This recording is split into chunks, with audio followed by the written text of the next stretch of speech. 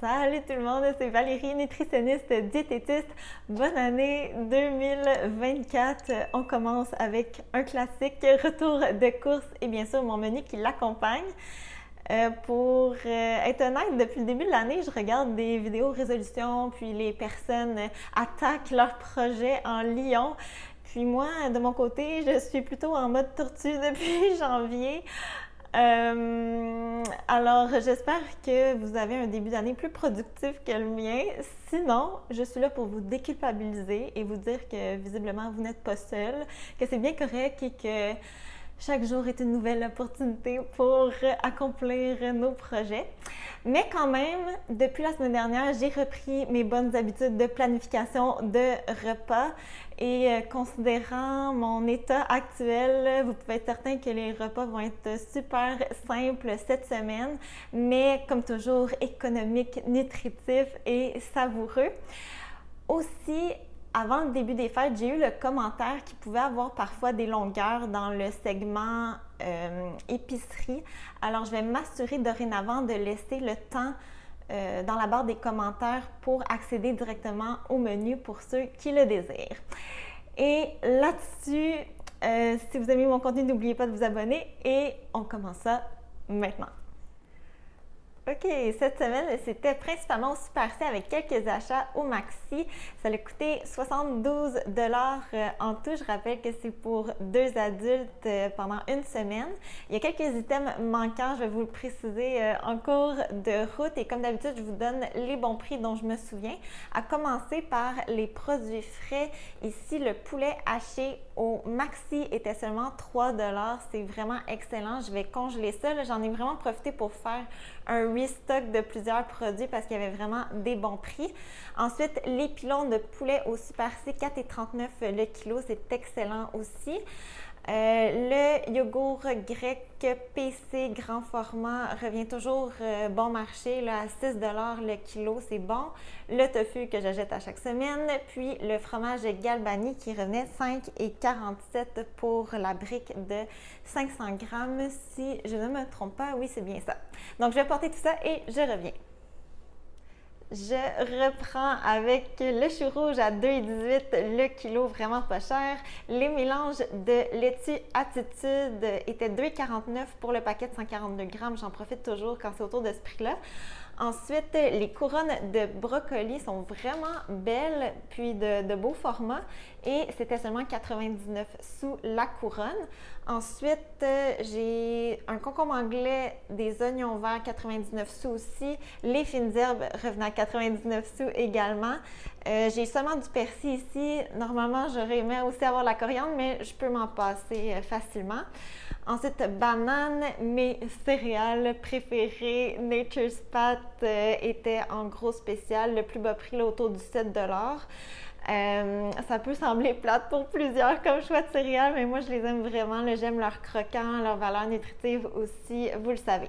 Ensuite, j'avais besoin de citron, c'était 2 pour 1 $ si je ne m'abuse. Les kiwis, le paquet de 2 livres était 2,99 $. C'est très rare que j'achète des kiwis, puis je devrais parce que c'est super nutritif, puis j'aime vraiment ça. C'est juste que j'y pense moins. Puis pour les fruits, là, la semaine dernière, j'ai fait le stock de pommes puis d'agrumes, donc ça va compléter tout ça. Avocat, 1 $. J'ai fait des grosses réserves de légumineuses. C'était 97 sous chez Super C. J'en ai 1, 2, 3, 4, 5, 6, 7 ici. Ensuite, j'avais besoin de lait de coco, les craquelins préférés de mon conjoint, vous le savez, les biscuits soda de blé entier, très important blé entier. Ensuite, ici, j'ai des sardines au Maxi, elles étaient à 1,25 $, donc quand c'est autour de 1 $, là, habituellement, je fais quelques réserves et j'avais besoin d'ail.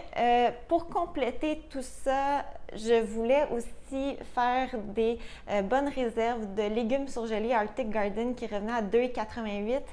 Le Super C comme le Maxi était complètement dévalisé, alors je vais avoir besoin de retourner cette semaine. C'est ce qui va compléter mes légumes, puis je comptais beaucoup là-dessus pour cette semaine. Alors, on se retrouve au menu. OK, maintenant pour les repas de la semaine. Aujourd'hui, samedi, j'ai prévu cuisiner du poulet adobo à la mijoteuse.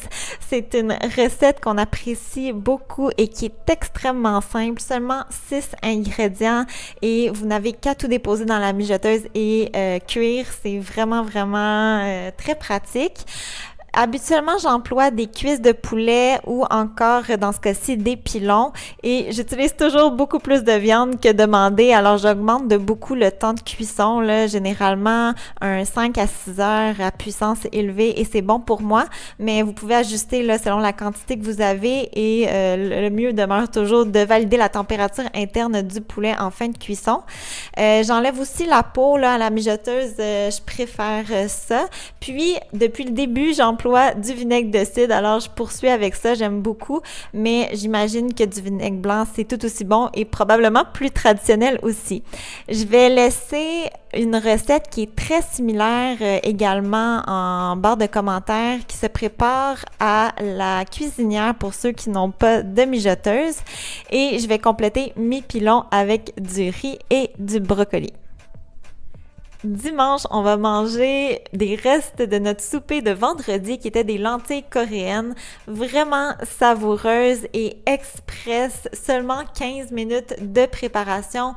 C'est parfait pour vos repas de semaine et je trouve que c'est une façon plutôt originale d'employer les lentilles corail. 2 modifications, j'ai utilisé de la sauce soya réduite en sodium et seulement 3 cuillères à table et c'était en masse salée pour moi. Et pour la cassonade, j'ai employé 1 cuillère à table et demie seulement. Bien sûr, vous pouvez ajuster selon vos préférences en fin de cuisson.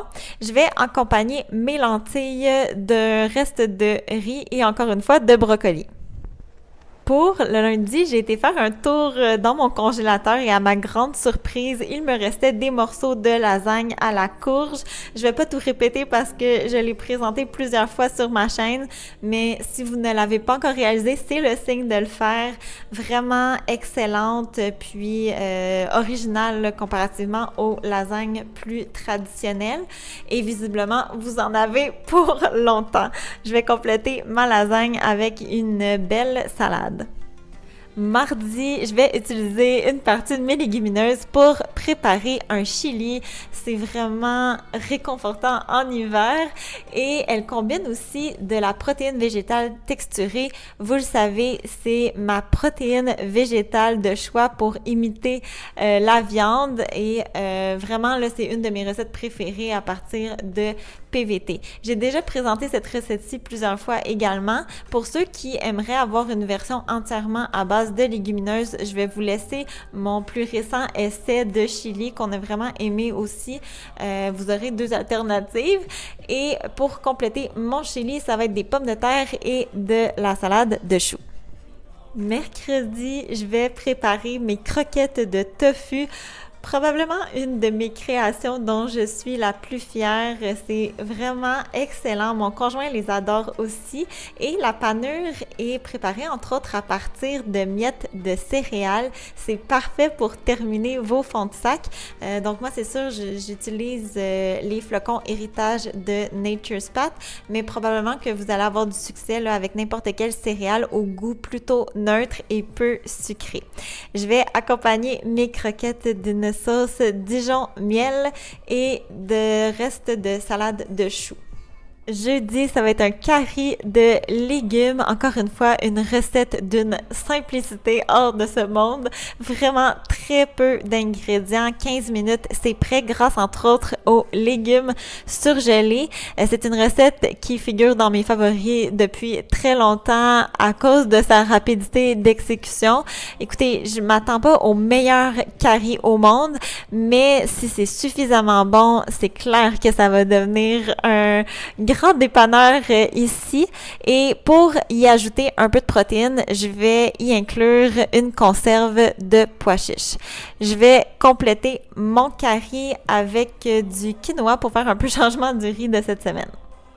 Vendredi, je vais sortir une soupe de légumes maison du congélateur que je vais compléter avec des craquelins et une tartinade de sardines. Un classique ici.